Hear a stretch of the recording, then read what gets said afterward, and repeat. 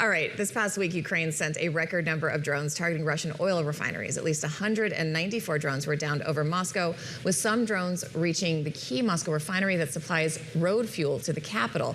Ukraine has stepped up drone attacks in an effort to bring the Kremlin into negotiating for the peace. Bring the Kremlin to the table to negotiate for peace. And as drone attacks are becoming more frequent, Russia is also having trouble with its oil output. On June the 11th, OPEC published a report noting that in May, Russia was 690,000 barrels a day below the country's required level of crude output under an agreement with OPEC and its allies. For more on Russia and Ukraine, we're joined by Bloomberg News senior writer Stephanie Baker. She's also the author of the book, Punishing Putin Inside the Global Economic War to Bring Down Russia. Stephanie, great to see you. Great to speak with you. And I guess I should start with kind of the broad question here, which is how dire straits are they in Russia right now when it comes to energy, access to energy, and these escalating prices? Well, there are widespread fuel shortages across Russia. More than 50 regions are reporting fuel shortages. And in Crimea, Russian-occupied Crimea, they just suspended fuel sales to civilians. They're sequestering fuel supplies for the military, which I think is a significant step. This is all the result of what Ukrainian President Volodymyr Zelensky calls the long-range sanctions against Russia.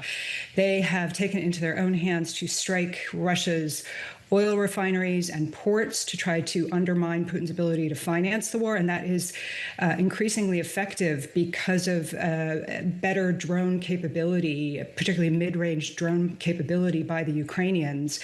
And, you know, the estimates are that Russia's refining rates are down between 20 and 30%. And Russia has suspended gasoline exports through July, at least, which is kind of a remarkable thing when you think about it. Russia is the second largest oil producer in the world. For them to have to take such dramatic actions after having been a major gasoline exporter.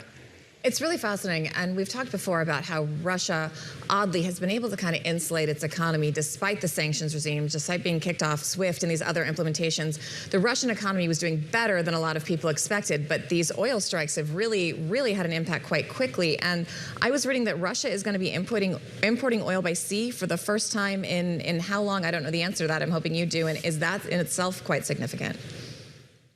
Yeah, reportedly they are planning to import gasoline by sea because of these gasoline shortages caused by the refinery explosions.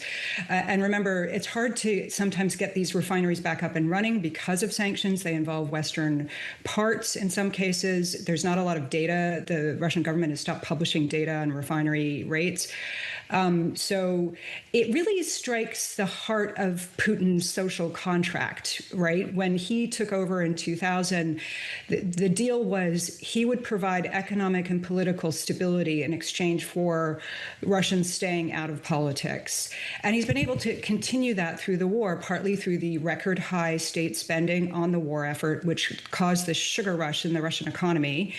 But that is now unraveling, in part because of building sanctions pressure, as well as these refining attacks.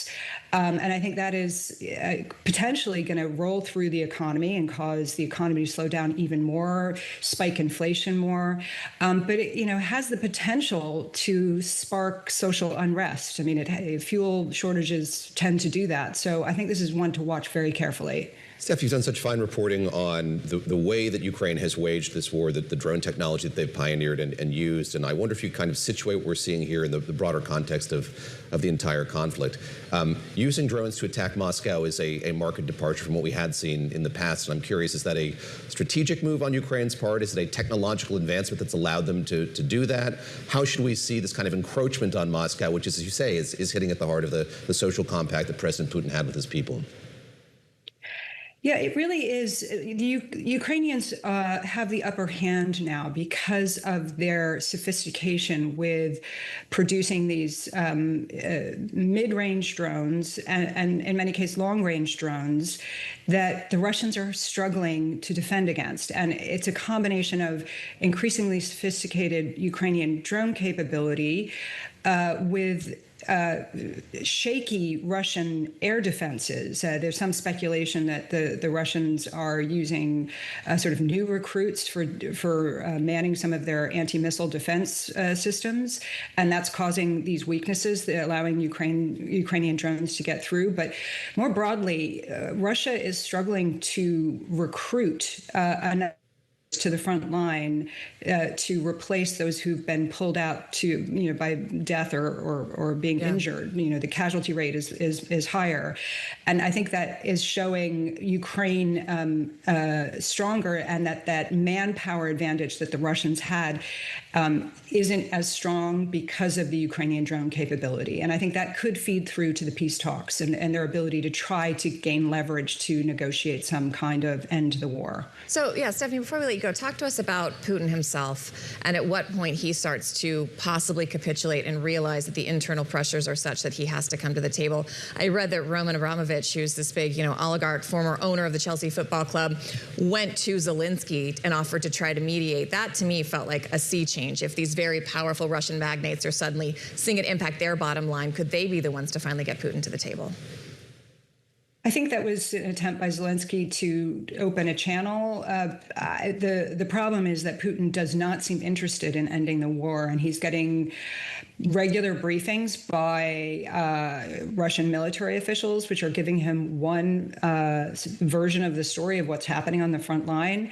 I do think that the Ukrainian strategy of trying to bring the war home to Russia so that they can no longer ignore the effects of this war that's happening far away, to increase pressure and opposition to the war, I think that is effective, and it is a very clear strategy by the Ukrainians. The Russians have been hitting Ukrainians far from the front line with these attacks on civilian targets. Yeah. They attacked this Orthodox church. So you're getting these, what is being billed as a response, but I think it's actually a very astute Ukrainian military strategy to try to spark social and economic unrest.